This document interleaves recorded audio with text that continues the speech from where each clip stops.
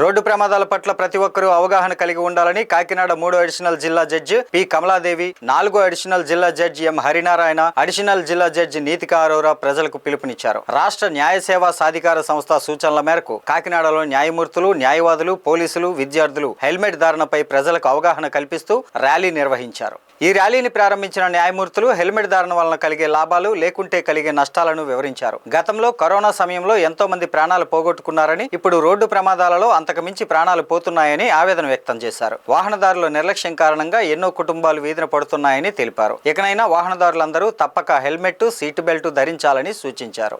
Walk rally రెండు చేస్తున్నాము. ఈ ర్యాలీల యొక్క ముఖ్య ఉద్దేశ్యం ఏంటంటే మొత్తం కాకినాడ ప్రజలను సురక్షితంగా రోడ్డు ప్రమాదాల నుంచి గురి కాకుండా ట్రాఫిక్ రూల్స్ పాటించి ఎక్కువ లోడ్ లేకుండా, అంటే పరిమితికి మించి ప్రయాణం చేయకుండా, అలాగే డ్రంక్ అండ్ డ్రైవ్ లో ప్రయాణం చేయకుండా, అలాగే లైసెన్స్ లేకుండా ప్రయాణం చేయకుండా ఏవైతే రూల్స్ చట్టం చెప్తుందో అవన్నీ కూడా చక్కగా పాటించి హెల్మెట్ ని ధరించి సురక్షితంగా గమ్యాన్ని చేరాలి. హెల్మెట్ యొక్క అవసరం ఎందుకంటే మనకి కోవిడ్ లో చాలా మరణాలు జరిగాయి. దాన్ని మనం పెద్ద ఎపిడమిక్ గా దానికి జాగ్రత్తలు ఎంతో బాగా అమలుపరిచాం. దానికంటే కూడా ఇప్పుడు స్టాటిస్టిక్స్ చూసినట్లయితే హెడ్ ఇంజరీ వల్ల రోడ్డు ప్రమాదాల్లో చనిపోయే వాళ్ళ సంఖ్య పెరిగిపోయింది. సో దాన్ని నివారించాలి అంటే ఈ యొక్క మన రూల్స్ ని ఎలా పాటించాలి, ప్రమాదాలని ఎలా ఎదుర్కోవాలి అవన్నీ తెలిస్తే గానీ మనం వాటిని అధిగమించలేం.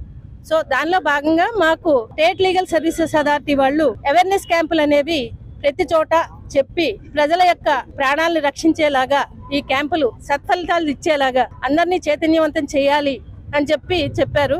అందులో భాగంగానే ఈ రోజు బైక్ ర్యాలీ, వాక్ ర్యాలీ రెండు కూడా నిర్వహిస్తున్నాం. సో ఈ కాకినాడ ప్రజలందరూ కూడా ట్రాఫిక్ రూల్స్ ని పాటించండి, ప్రాణాలని కాపాడుకోండి. ఇదే నా విజ్ఞప్తి.